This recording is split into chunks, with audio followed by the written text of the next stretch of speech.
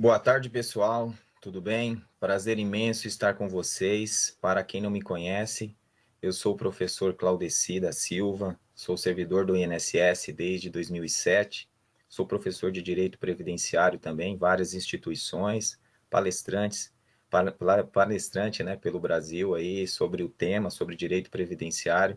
Estamos num momento de grande tensão social, estamos vivendo uma pandemia, né? Vejo que algumas pessoas estão bastante preocupadas com esse momento, né? E a Sindeprestem, que é um sindicato patronal, com quem eu tenho contato, né? A doutora Joelma Dantas me solicitou que eu trouxesse a vocês algumas informações pertinentes ao fluxo do INSS neste momento de pandemia, principalmente para os profissionais do RH, os profissionais do departamento pessoal, as pessoas de RH, até mesmo os advogados estão passando por um momento de bastante confusão por conta das inúmeras emendas, inúmeras portarias, leis, decretos, medidas provisórias, principalmente no período de fevereiro de 2020 até o atual momento desse webinário, né? Nós estamos em junho. Então, eu queria dizer para vocês, a princípio, que não só esta proposta de webinário para trazer algumas informações importantes quanto ao fluxo das agências do INSS, quanto a como estão sendo operacionalizados os benefícios previdenciários nesse momento de pandemia, mas também para perguntas outras, porque no final desse webinário eu farei uma abertura de uns 10 a 15 minutos para responder as perguntas que vocês postarão aí no chat. E se ficar alguma pergunta a ser respondida ou dúvidas futuras, eu gostaria que vocês entrassem em contato, né, com o sindicato, com o jurídico do sindicato do Sindeprestem, que está preparado para resolver ou solucionar ou encaminhar as respostas que vocês perguntem aí em qualquer desses momentos. Então, fiquem à vontade. Depois, no final, eu vou trazer, já vou falar para vocês aqui um e-mail, caso vocês queiram mandar perguntas, aquelas que não forem respondidas no término desse webinário, vocês podem mandar para o jurídico@sindeprestem, com M no final, .com.br, tá certo? A doutora Joelma se colocou à disposição para responder essas perguntas, tanto as que ficarem aqui do chat, né, que do final do nosso trabalho, quanto aquelas outras que virão no decorrer do futuro, das novas normas. Então, utilizem este apoio, né? Esse sindicato patronal é importante como via para que vocês possam disseminar as informações o quanto antes. E esse é o meu processo aqui com vocês. Como eu disse a vocês na introdução, eu trabalho no INSS. Então, eu tenho acompanhado as várias normas que surgiram nesse período, nesse curto período de tempo. E é sobre esse tema que eu gostaria de chamar a atenção de vocês. E não gostaria que fosse um tema tão pesado, mas a necessidade, a urgência, a própria circunstância acabam levando a esse cenário. Eu trouxe para vocês aqui um pupurri de leis pequenos, tá? Não peguei todas, mas as mais relevantes para fins previdenciários. Eu vou apresentá-las para vocês, depois eu vou apresentar uma série de situações, problemas, com soluções para eles, e aí eu abro o espaço para que vocês possam fazer as perguntas. A duração desse webinar, pelo nosso relógio aqui, será de aproximadamente 40 a 45 minutos, então farei uma explanação inicial de por volta de uns 30 minutos, depois eu abro para as perguntas de vocês e vou respondendo à medida que chegarem para mim aqui através do chat, tá certo? Então, feito essa introdução, esse momento agora, eu gostaria de falar para esse profissional extremamente importante para a sociedade brasileira, que é o profissional de RH. Muitas pessoas não dão o devido valor a este profissional. E eu falo como servidor público que dependo também de um RH, mas também como palestrante que em alguns momentos o meu vínculo é com alguns locais onde eu dependo de um profissional de RH que precisa ser atualizado, que precisa estar antenado com as modificações das leis trabalhistas, das leis previdenciárias, das leis tributárias e além das regras de cada empresa. Então, devemos respeitar e muito este profissional. Mas para esse profissional estar melhor preparado para esse momento, vamos falar hoje sobre as mudanças das normas previdenciárias que impactaram a vida da sociedade por conta do Covid-19. O que o RH vai fazer nesse período? O que ele pode fazer nesse período? Bom, tudo começou com a Lei 13.979, lá em fevereiro de 2020. E essa lei, ela falava algumas ações que poderiam ser tomadas a partir dela para auxiliar a sociedade no combate ao Covid-19. Então, algumas mudanças na sociedade se dariam a partir do advento desta norma.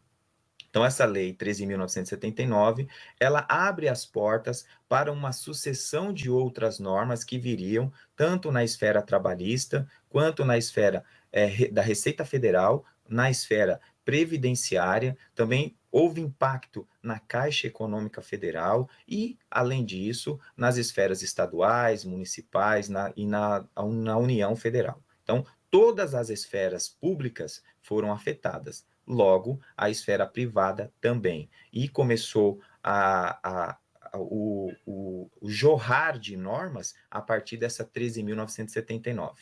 Depois dela veio o decreto 06, né, que foi um decreto emitido pelo Senado, porque o presidente da República não estava no país, estava em missão, e o Senado Federal decretou a calamidade pública. A partir desse momento, aí as coisas começaram a fluir com mais celeridade, para poder tomar medidas de precaução contra a situação em que se encontrava o país por conta do vírus, né, do coronavírus. Então, o que nós vamos trabalhar hoje? Nós vamos trabalhar com algumas portarias do INSS, tá certo? Eu sei que a essa altura, muitos já conhecem, já estão até achando que essas portarias que eu vou citar estão ultrapassadas, mas elas são o nascedouro de toda a modificação que eu falarei mais à frente. Então, é importante eu fundamentar a minha exposição com estas duas portarias. A portaria 8.024, de 19 de março de 2020, do INSS, é exclusiva, ela determinou os fechamentos das agências do INSS. O INSS fechou as portas para o atendimento ao público, então, a partir daquele momento, o INSS só trabalharia com atendimento remoto. Tá? Então, as agências continuam fechadas desde essa portaria de 19 de março. Naquele momento, havia a possibilidade de abrirem as agências no final de abril. Fato que não se concretizou e houve mais duas portarias prorrogando esse prazo de fechamento das agências do INSS, e a última portaria dá conta de que as agências do INSS continuarão fechadas até o dia 10 de julho de 2020. Ou seja, no dia 13 de julho de 2020, as agências do INSS abrirão ao público, tá certo? Mas como é que elas abrirão? Abrirão para todos os atendimentos? Não, não será para todos os atendimentos, serão para os atendimentos agendados. Então, o usuário do INSS, o segurado do INSS, seja ele empregado, contribuinte individual, facultativo, trabalhador avulso, intermitente, doméstico, segurado especial, qualquer um dos tipos de segurados vinculados ao regime geral de previdência social, ele terá que fazer um agendamento para poder ser atendido a partir do dia 13 de julho. Esta é uma medida de segurança para os funcionários do INSS e para a sociedade usuária do serviço, tá certo? Então, a última portaria deu conta dessas medidas protetivas para que não se tenha uma disseminação ainda maior do vírus que assola não só a nossa sociedade, mas várias sociedades pelo planeta. Então, só fazendo esse apontamento, né, porque tudo se iniciou com o fechamento das agências pela portaria 8.024 em 19 de março, mas ela foi prorrogando-se e agora tem essa prorrogação para a abertura das agências se dá em 13 de julho. Ocorre que pode haver uma nova portaria prorrogando ainda mais esse período. Então, é muito importante que vocês, profissionais de DP, ou as pessoas que aqui estão nos assistindo, percebam essa sensibilidade que nós estamos transmitindo para vocês para as consultas às normas. É importante estar atualizado sempre, para não cometer nenhum tipo de deslize, tá certo? Então, o mais importante é que a portaria 8.024, ela transitou por todo esse período, e o prazo último que nós temos hoje, dia 25 de junho, é de que as agências abrirão 13 de julho, o mês 7, tá certo? Esse é o primeiro ponto. Uma outra portaria também inicial, pós-pandemia, que é importante para o profissional de RH, é a portaria 412, do dia seguinte à portaria 8.024. Ou seja, esta portaria 412, ela trouxe as informações iniciais de como ficariam os benefícios previdenciários. É o que tange ao direito dos segurados do INSS, já que as agências foram, por força de portaria, fechadas no dia anterior. Então, essa portaria trouxe várias informações sobre como seria o fluxo do INSS com as agências fechadas. O primeiro e mais importante fluxo que alterou e que eu gostaria de deixar socializado são os plantões nas agências do INSS. Elas estão com as portas fechadas, mas há um número reduzido de funcionários internos prestando informações quanto a como conseguir a senha para o meu INSS. Por que que ele precisa saber a senha para o meu INSS? Porque ficou como canal remoto auxiliador desse momento de fechamento das agências, esse app, o meu INSS, que é o INSS digital. Ou seja, todos os requerimentos que o INSS presta à sociedade agora é feito por dois canais remotos, ou pelo app, pelo meu INSS, ou pela central telefônica, que é a central telefônica do 135. Então, são esses dois canais que estão auxiliando a sociedade nesse momento. Mais de 80% dos benefícios previdenciários antes da pandemia já eram realizados pelo app. Então, não houve uma mudança tão drástica assim. Mas há as perícias médicas que auxiliam a concessão dos benefícios por incapacidade, né? Os antigos chamados de auxílio-doença. Eu não sei, acho que muitos aqui já devem saber que o nome auxílio-doença foi alterado pela emenda constitucional 103 de 2019, a reforma da Previdência. Esse foi o tema dessa emenda. Ela alterou o nome do auxílio-doença. Agora chama-se benefício por incapacidade temporária previdenciário, cuja espécie é o B31, e acidentária, cuja espécie é o B91, tá certo? Então, houve uma alteração na nomenclatura. E eu chamo a atenção para essa mudança, para que vocês depois saibam de uma outra norma, uma norma trabalhista, que criou um reflexo previdenciário num benefício que se chamou antecipação de um salário mínimo, né? Que é a MP 936. Essa MP, ela criou o BEM, né, que é aquele benefício emergencial, que vai auxiliar a população no momento de suspensão do contrato de trabalho, diminuição, né, da remuneração do trabalhador, mas também criou a possibilidade de antecipar em um salário mínimo quando o segurado do INSS requer um benefício por incapacidade e tem que aguardar as aberturas das agências para se poder realizar essa perícia. Aqui é onde eu chamo muita atenção de vocês, que é onde a informação está com um ruído muito grande. Como houve o fechamento das agências do INSS e tudo migrou para os canais remotos, num primeiro momento, nas primeiras normas que foram geradas, falou-se que as perícias médicas do INSS seriam realizadas de forma remota. Isso foi dito logo no início, após a portaria 412, houve uma tendência, uma intenção de se fazer, porém, a Secretaria Especial de Perícia Médica federal, que não é mais o perito do INSS, como se chamava antes também, agora eles têm uma subsecretaria na qual eles estão vinculados. Eles não aceitaram a realização das perícias médicas remotamente, somente presencial.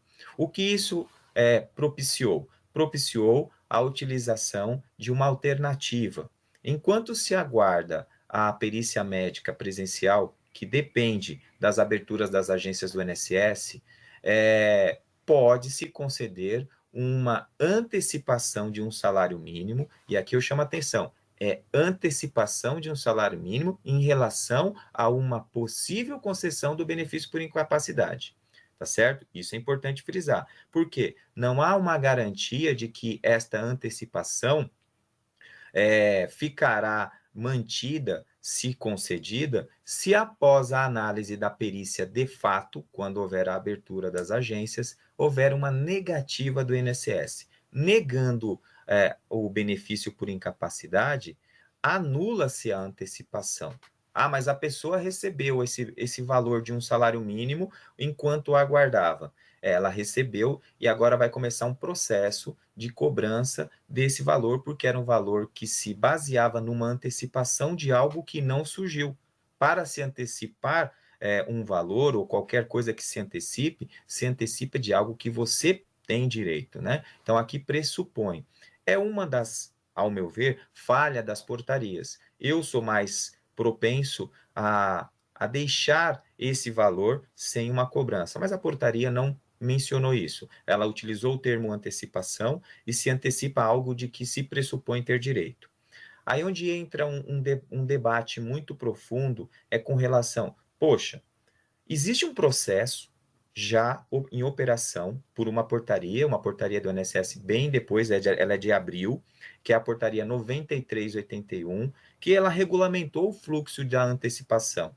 Já que a 412 falou que os benefícios iam ser requeridos remotamente, havia possibilidade de perícia ser realizada remota, a portaria 9381 disse, não, a perícia médica não será remota, mas haverá uma análise remota da antecipação de um salário mínimo enquanto as pessoas aguardam a perícia presencial. Então, é este fluxo que está sendo realizado agora. Então, muitas pessoas no RH falam assim: olha, eu recebi o meu benefício auxílio-doença, espécie B31.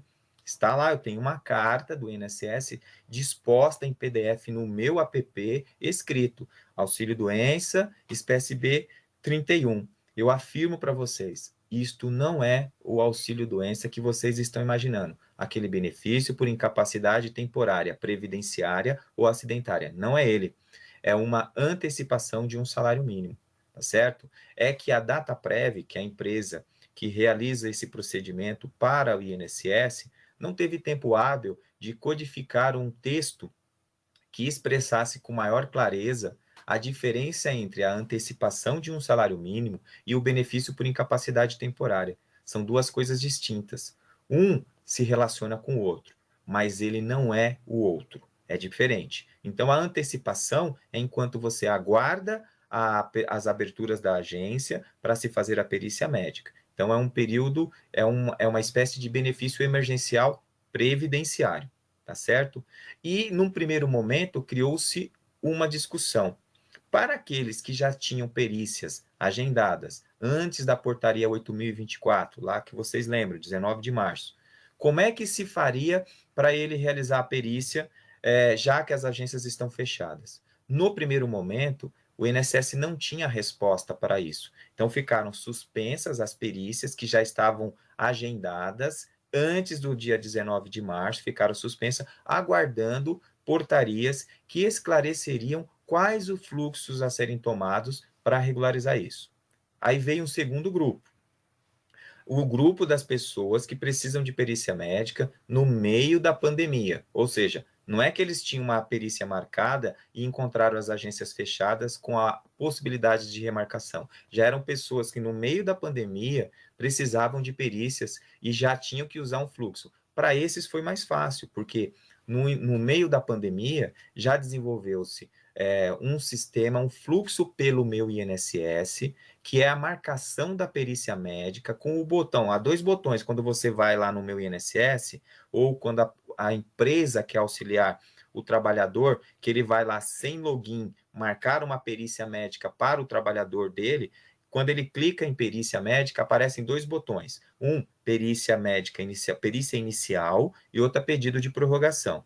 Eu vou falar depois do pedido de prorrogação, mas antes vamos focar na perícia inicial, aquela pessoa que não estava recebendo o benefício. Ela quer um benefício inicial. Então, quando clica naquele botão, vai aparecer mais 2 botões. Deseja anexar um laudo médico? Sim ou não?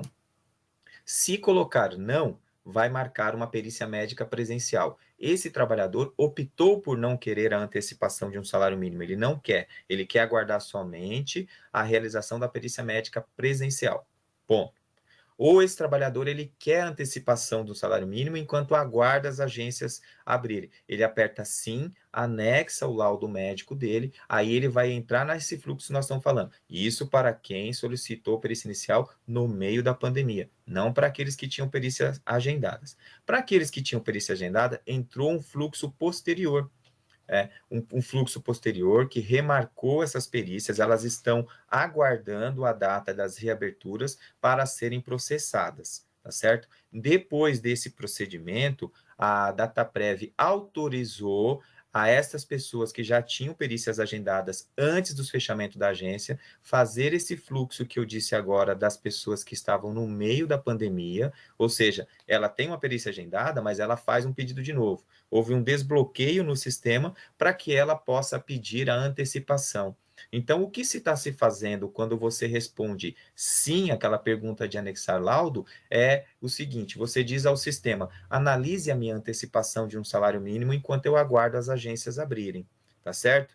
E aí, eu vou dar uma informação importante que está na portaria 93/81 com relação à análise dessa antecipação de um salário mínimo.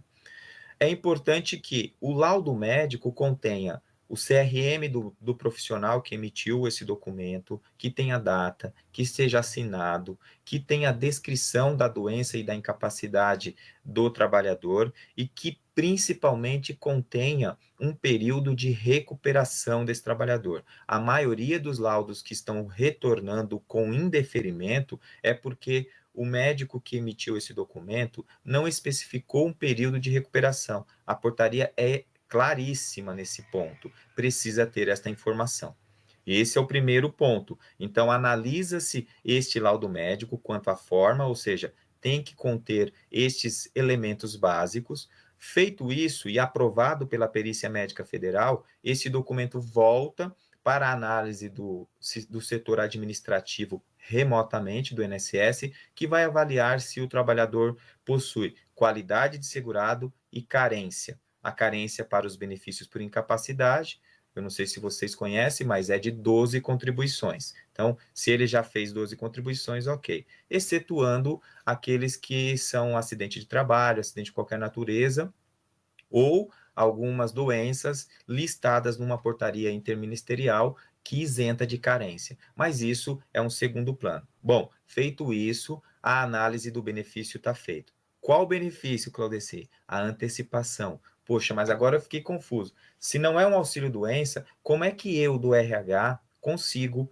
entender ou diferenciar de que isso não é o benefício por incapacidade temporária, espécie 3191, baseado numa perícia médica presencial que você falou? Eu vou dar uma dica para vocês. Se o número do benefício que o seu trabalhador apresentar começar com o dígito 7, não é o benefício por incapacidade temporária que vocês estão acostumados a lidar, o antigo auxílio-doença. Por quê? Porque o antigo auxílio-doença ele começa com os dígitos 1, 5 ou 6. Isto é regra de sistema. Ele não começa com 7, não nesse momento. Talvez no futuro ele venha a começar com 7, mas hoje não começa. Ou seja, o primeiro checklist que o RH tem que fazer para diferenciar o antigo auxílio-doença de uma antecipação de um salário mínimo é olhar o número do benefício, que a espécie vai bater, o nome que foi dado vai bater. Alguns textos já estão aparecendo com antecipação, tá? Mas muito cuidado com relação a isso. E eu gostaria de chamar a atenção para vocês também para aqueles trabalhadores que já vinham em gozo de benefício antes da pandemia. Eles estavam com o benefício em manutenção, com DCBs, data de cessação de benefício, para o futuro, ok? Esses trabalhadores, eles não foram tão prejudicados quanto esses que precisaram requerer o benefício no meio da pandemia ou antes. Por que que eles não foram? Porque o pedido de prorrogação, ele é protegido por uma ação civil pública que existe no Brasil, que vigora até o presente momento, que obriga o INSS a pagar o benefício desse trabalhador até o dia da realização da perícia presencial. Se a perícia médica não está sendo feita, esse valor continuará sendo pago para esse trabalhador toda vez que ele requerer a prorrogação. Lembrando, a prorrogação se dá para estes benefícios 15 dias antes da data de cessação do benefício. Então é simples. Olha o prazo em que vai cessar o benefício e nos 15 dias finais é o prazo para se requerer a prorrogação de um benefício por incapacidade temporária. Fazendo isso, esse trabalhador, ele vai continuar recebendo normalmente o benefício dele, tá certo? A esse não cabe o pedido de antecipação de um salário mínimo. Não tinha lógica. Se antecipa um salário mínimo para quem aguarda a perícia médica presencial, ou seja, é algo que não está sendo pago, não há nenhum valor para aquele trabalhador. Para quem está em gozo de um benefício, e o pedido de prorrogação foi feito, continuará sendo pago por força da ação civil pública, não se fala em antecipação. Então, não há necessidade, por exemplo, de quem vai pedir a prorrogação anexar um laudo. Não precisa. Por quê? O INSS vai prorrogar automaticamente por 30 dias daquele pedido. Mas por que 30 dias? Por quê? Porque existe uma norma por conta do Covid-19, que diz o seguinte: os pedidos de prorrogação serão automaticamente prorrogáveis até 6 vezes, aguardando a abertura das agências. Esse período de prorrogação pode ser aumentado se a situação com relação ao coronavírus não for sanada. Então, mais uma vez, peço a atenção de vocês, profissionais, que acompanhem as modificações das normas para verificar se houve ou não a necessidade de prorrogar o número de pedidos de prorrogação de um benefício por incapacidade. Bom, a essa altura do nosso webinar, você já sabe que nós temos alguns cenários. Eu vou apenas citá-los como forma de resumo para que a gente entenda. A gente tem segurados que requereram o benefício, tinham perícias marcadas antes dos fechamentos das agências do INSS, lá no dia 19 de março, ok? Nós temos trabalhadores segurados do INSS, contribuintes individuais, avulso, doméstico, que requereram benefício durante os fechamentos das agências do INSS. Nós temos um outro grupo que recebia benefício do INSS e pediu prorrogação. Então, nós temos esses grupos trabalhando junto. Nós já sabemos o que fazer em cada caso que a gente já citou até esse momento. Então, para os pedidos de prorrogação dos benefícios de manutenção, nos 15 dias finais se pede. Para quem não tem benefício em manutenção, pode pedir a antecipação de um salário mínimo. Quando for pedir a perícia, solicitar o laudo médico, para anexar o laudo médico, ou aquele que não quer pedir a antecipação, coloca que não quer fazer o download do laudo médico, esse apenas aguardará a abertura das agências do INSS para poderem realizar a perícia e dizer se tem ou não direito ao benefício, ok? Dito isso, vamos a algumas situações que giraram por conta disso. Com essa demora das aberturas das agências, alguns trabalhadores que tinham relatórios médicos que especificavam 60 dias. Nós já ultrapassamos 60 dias de fechamento das agências. O que se dá com esse trabalhador? Ele pode voltar à atividade dele ou ele tem que esperar a agência abrir as portas, a perícia dele ser remarcada para ele passar em perícia, para ele voltar à atividade no empregador?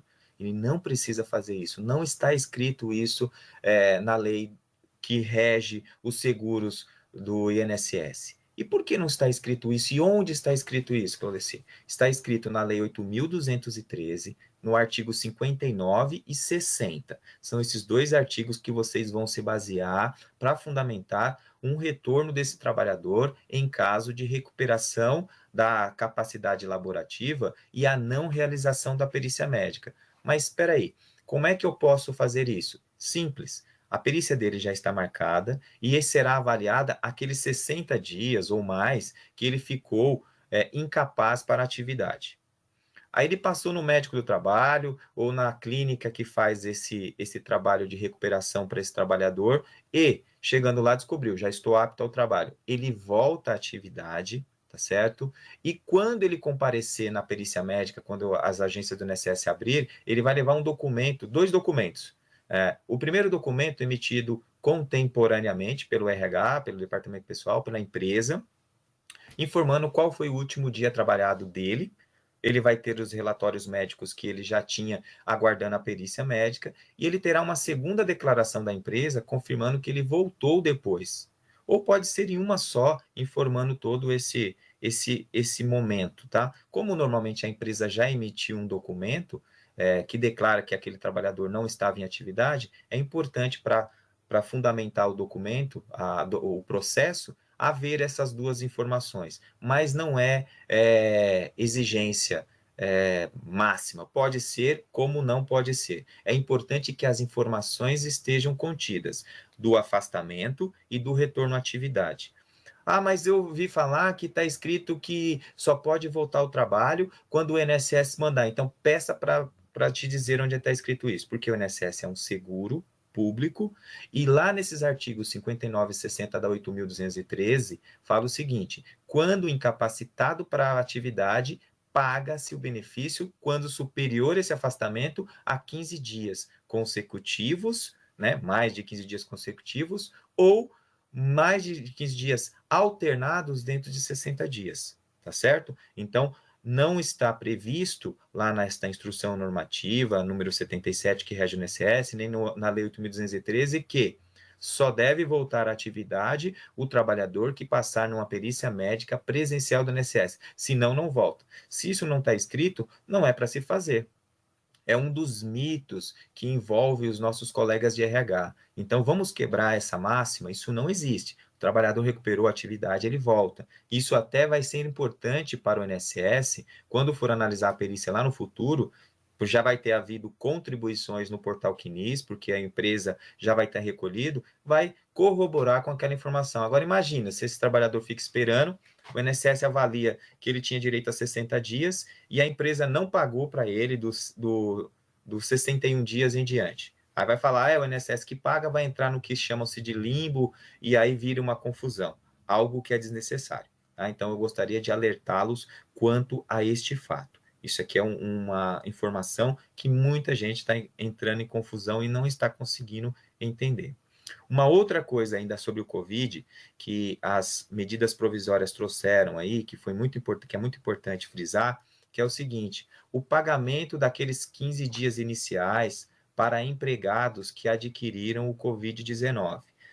Paga-se esses 15 dias, tá certo? E eles podem ser deduzidos na Receita Federal por ser Covid-19. Isso já está previsto, né? Então, a medida provisória que rege as legislações trabalhistas preveu esta dedução nos 15 dias. Ah, Claudeci, pode ser um dia ou tem que ser 15? A lei fala os 15, de acordo com o artigo 59 e 60 da Lei 8.213, a gente fala-se que o período em que o empregador tem que pagar são os 15 dias iniciais. É lógico, a OMS fala em tratamento de Covid, no mínimo 14 dias. Mas se ficou menos de 14 dias, houve uma exceção, que pode haver, pode ser de 1 até 15 dias deduzido, tá certo? Então, mas é importante, tem que ser COVID, não pode ser suspeita, não pode ser resultados negativos, tem que ser confirmado o COVID, tá certo? Então, acho que esse também é uma informação que é importante citar. Detalhe, não precisa necessariamente ter sido concedido um benefício previdenciário para ter a restituição. Não fala nisso, né? Fala-se de que se tiver naquele período de 15 dias, que é obrigatório, foi Covid, sim, será deduzido. E se houver o benefício por incapacidade? Nada muda. No 16º dia manda para o INSS avalia, nesse modelo que nós falamos, de antecipação ou não desse laudo médico, né, de antecipação ou não desse um salário mínimo por conta do download do laudo médico, e aí segue o fluxo. Lembrando que, tratando-se de Covid, a empresa pode deduzir, no mesmo modelo que se faz da dedução do salário família, deduzir esses 15 dias pagos por benefício por incapacidade, tá certo?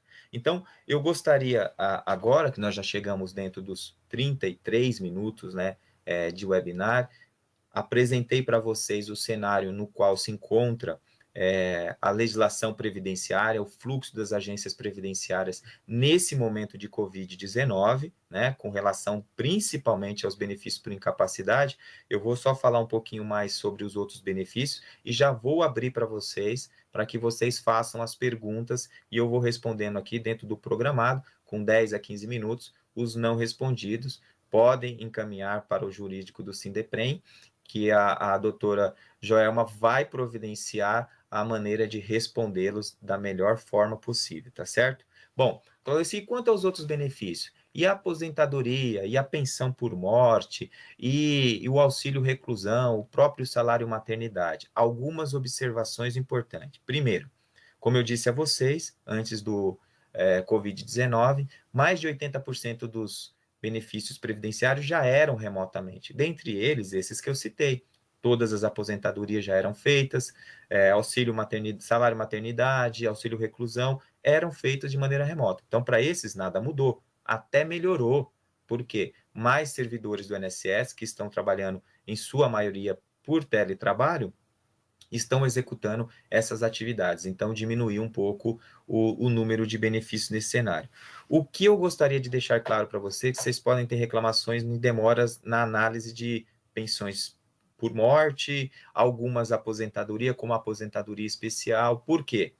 Por conta do Covid-19, algumas atualizações com relação ao cálculo desses benefícios, tanto da pensão, aposentadoria especial, aquela exposta a agente nocivo, aposentadoria especial para o professor, o cálculo não está ainda na base de dados de acordo com a reforma da Previdência. Então, estes benefícios estão aguardando que a Dataprev faça a correção para poder processar esses benefícios. Por que a Dataprev não fez até agora? Porque a demanda do Covid-19 era a urgência do momento. Então, estes benefícios estão sendo analisados e trabalhados, por isso que alguns estão demorando nesse aspecto, tá certo? E uma última informação com relação a isso, antes de eu abrir para as perguntas, é de que o STF decidiu que não se pode trabalhar, o trabalhador que detém uma aposentadoria especial, espécie B46, e continuar trabalhando em local que enseja aposentadoria especial, esse trabalhador terá a sua aposentadoria cancelada, né? Na verdade, ela é suspensa, e o valor em que ele trabalhou naquele período tem que ser devolvido. Então, muita atenção, muito cuidado com essa informação. E aí alguns RHs e departamento pessoal podem perguntar, mas como é que eu sei se ele é ou não um aposentado e se essa aposentadoria é especial? Bom, algumas dicas. Primeiro, a espécie que caracteriza esse benefício é a espécie B46, tá certo? A aposentadoria especial. A forma de você saber na contratação ou quando ele se aposenta, solicitar ao trabalhador. Depois disso, só via ofício, enviando ao INSS, questionando sobre a espécie que está concedida para aquele trabalhador. É assim que o empregador vai ter o controle disso, tá certo? É importante fazer essa gestão na contratação ou na manutenção do empregado. E essa relação dessa informação chegar até o RH, que seja feita por documentos. Isso é muito importante que a gente faça dessa maneira, tá bom? Então, dito isso, gente, de forma geral, nós falamos como o RH pode enfrentar essa dificuldade das novas normas no Covid-19. Eu vou abrir aqui para responder algumas perguntas que chegaram aqui pelo chat, tá bom? Bom, nós temos aqui a Gabriela, né? Tem a RP Advocacia e Consultor, Gabriela Cristina Costa. Como fica o profissional que não está conseguindo agendar a perícia devido à divergência em seu documento, período em que está ausente do trabalho, quais as atitudes tomar? Boa pergunta aqui da Gabriela. Nós temos vários casos nessas condições que a Gabriela trouxe para nós. O banco de dados que é alimentado para concessão dos benefícios previdenciários é o portal Quinis, que ele não é atualizado pelo trabalhador daquela forma como deveria. A mulher que se casou, trocou de nome, ela deveria ir ao INSS fazer essa alteração. Ah, se separou, trocou de nome, é a mesma coisa. Ou mesmo as atualizações do RG com as datas de emissão, mas isso não é feito. O trabalhador não tem essa informação. Muitas vezes, as informações chegam desencontradas por intermédio da Cefip ou até mesmo do E-Social. Do E-Social é bem menos, mas da Cefip ainda havia muitos problemas. E agora, na hora da concessão, gera um problema dessa natureza. Respondendo a Gabriela, esse trabalhador, ele pode, pelo meu INSS, fazer uma solicitação de atualização de cadastro. Ele vai lá na lupa em agendamentos, novo requerimento, procura lá atualização de cadastro, à distância, e lá ele anexa toda a documentação, e vou dizer a documentação que é necessária, o RG, o CPF, carteira de trabalho, um comprovante de endereço atualizado, anexa, vai ser feita a correção para se processar o pedido dele corretamente, tá? Esse é um caminho para sanar esse problema. Feito isso, ele vai conseguir fazer a perícia médica e deve se retroagir dessa data para não prejudicá-lo, tá certo? A Carla, né? A Carla pergunta assim: antecipação do benefício. Empregado solicitou perícia inicial e recebeu antecipação do salário mínimo. Não tinha agendado a perícia presencial, nem orientação. Entrou com recurso ordinário. Que fazer? Bom, como ele não fez a perícia médica presencial, não fez o agendamento, não tem problema, porque quando as agências, se ele já fez a antecipação pode ser pedida em até 3. Então, ele pode ter feito a primeira antecipação, concedeu, a segunda, a terceira, e na quarta vez, que a gente acredita que já não haverá mais isso, porque as agências vão abrir, ele vai seguir aquele fluxo e o sistema vai entender a data das antecipações como prazo para análise do início do início do benefício dele. Ele vai usar os períodos de antecipação para dizer que foi ali que começou a perícia inicial. Então, não tem problema. Ele entrou com recurso. Ele pode desistir do recurso, porque eu acho que não é matéria do recurso debater essa situação, porque ele se equivocou nesse aspecto, tá? Poderia ter feito o recurso e aguardar? Pode, vai demorar mais. Não é o caminho mais tranquilo, viu, Carla? Se a Bruna, né? A Bruna falou assim: se o INSS der alta para o colaborador e a clínica não der apto, o que o RH faz? Esse é um cenário fantástico, Bruna. Esse daí é o que as pessoas chamam de limbo previdenciário, que eu não concordo, porque esse é um limbo do empregador, tá? Não dá para a gente discutir muito esse cenário aqui, porque o tempo é curto, a gente não consegue. Mas nesse caso aqui, o RH tem que fazer de acordo com o médico do trabalho. Você pode mandá-lo novamente dentro dos prazos legais para o INSS numa nova avaliação. Não esqueça de pedir para o trabalhador solicitar um recurso daquele benefício negado e ele começa a discussão. Se ele não se encontra apto e há um documento de um profissional competente, que é um médico do trabalho, que diz que não está apto, ele não deve voltar às atividades. Tá certo? Você tem o respaldo de um profissional. Ele deve marcar uma nova perícia ou entrar com um recurso, tá certo? A nova perícia para esse caso, Bruna, só após os 30 dias da negativa que ele sofreu, tá? Nesses 30 dias que ele aguarda para solicitar uma nova perícia, ele tem a possibilidade de protocolar um recurso. Aí você pode me perguntar, para que ele vai esperar 30 dias se o recurso vai resolver? O recurso é uma outra esfera que analisa esses benefícios e pode levar mais de 8 meses, tá certo? E ele está analisando a incapacidade daquele benefício e não a continuidade dele. Então, é importante que se faça as duas solicitações. Nos 30 dias iniciais, faça-se o protocolo do recurso. Após os 30 dias, dá uma nova entrada com um novo documento, porque se o INSS mudar a opinião dele ali, ele vai receber e no recurso será analisado só aquele período em que não foi concedido inicialmente, tá, Bruno? É importantíssimo isso, sua pergunta. O Orlando, o Orlando dos Santos. Posso reduzir esses 15 dias de atestado do Covid para o doméstico? Né? Que aqui fala assim, se ele pode deduzir os 15 dias para o empregado doméstico, né? Lá fala-se do funcionário empregado, não colocou o doméstico, por mais que ele tenha sido equiparado, Orlando, ao doméstico, tá? Não foi colocado ele, nem o trabalhador avulso, só fala do empregado. E na legislação, é separado o empregado do empregado doméstico.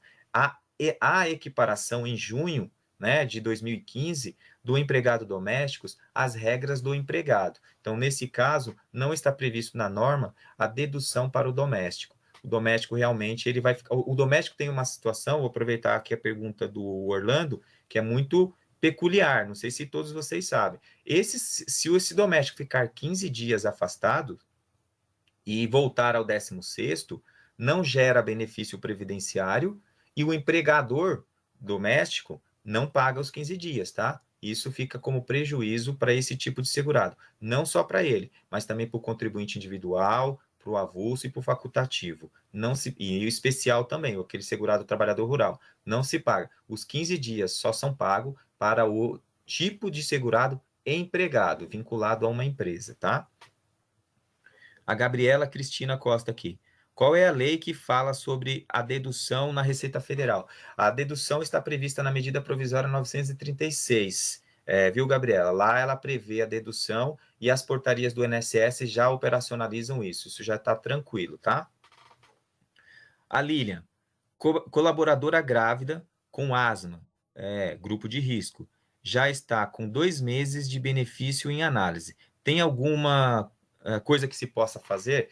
Isso aí é um problema muito sério, porque o que acontece? As perícias só serão realizadas quando abrir as agências. Então, para essa segurada, não há uma alternativa. Realmente tem que aguardar isso. O que ela pode, nesse período, é solicitar a antecipação de um salário mínimo. Se o bebezinho vier a nascer, nesse período, ela suspende, né, essa análise, recebe o salário maternidade. Quando for feita a perícia presencial, vai avaliar esse benefício por incapacidade até um dia antes do nascimento do bebê, tá? Então, isso é muito importante. Aqui é a Vanessa da Silva, né? Quanto tempo para análise dos documentos e atestados na antecipação salarial? O funcionário está aguardando há 25 dias. Vanessa, em média, tem levado 30 dias, tá? Há casos em que espera-se mais do que isso, porque como se trata de média, o volume foi muito grande. Então, de fato, como é uma questão, e essa média, ela é nacional, ela pode variar de região para região. Há regiões do Brasil que a análise ela é quase que simultânea. Leva do dia para o outro. A pessoa faz a solicitação, no dia seguinte o médico perito já analisou, já voltou para o administrativo e já foi feito. Mas a média é 30 dias para análise, tá? Bom, vamos aguardar ver se tem mais alguma pergunta aqui. Aí a gente já faz aí o acerto. Lembrando para vocês, enquanto perguntas não vêm aqui, né, que o Sindeprestem está se deixando à disposição, né, um sindicato patronal, para responder. O setor jurídico do Sindeprestem está fazendo esse trabalho para que vocês possam tirar as dúvidas, acessem, questionem, peçam ajuda. Esse é um momento muito delicado da sociedade, que todos precisamos participar, né? Nós, como servidores públicos, professores, pessoas que estão se atualizando, os sindicatos, as empresas, os departamentos dentro das empresas, como um departamento importantíssimo, como eu citei, que é o departamento pessoal, o RH, auxiliar essas pessoas nesse momento de grande comoção, de grande delicadeza, né, na hora de tratar com as pessoas que estão perdendo entes queridos, ou empresas que estão perdendo funcionário, que a gente seja sensível. Então, utilizem esses canais, tá certo? O sindicato deixou à disposição o setor jurídico para esses questionamentos, utilizem esses canais, e profissional também de DP, se atualizem, não fiquem aguardando, não fiquem esperando que as pessoas deem informações para vocês, façam curso, aproveitem esse momento que está acontecendo de mudança para melhorar o conhecimento de legislação previdenciária, trabalhista, tributária, para que a gente possa ter profissionais cada vez melhores. Então, fica esta a minha dica para vocês. Bom, chegamos aqui aos 50 minutos. A última pergunta que me veio foi da Vanessa da Silva, com relação ao tempo médio de espera para antecipação. Eu vou encerrar nesse momento aqui, como não houve nenhuma outra pergunta, a minha participação, agradecendo bastante aqui, né, ao Sindeprestem por esta oportunidade de trazer a vocês essas informações, né, com relação as dúvidas vocês podem mandar para o jurídico. Agradecer também a Joelma Dantas, que fez o convite tão delicada e carinhosa que foi, para que a gente pudesse ter esse momento de discutir esses temas. Coloco-me à disposição de vocês para uma outra oportunidade a gente trocar mais informações, tá certo? Então, encerro esse webinar de hoje, agradecendo a todos que estiveram aqui, que fizeram as perguntas, e a toda a equipe que assessorou, tá certo? Assessorou aqui a gente nesse momento de entrar nesse processo. Muito obrigado e até a próxima.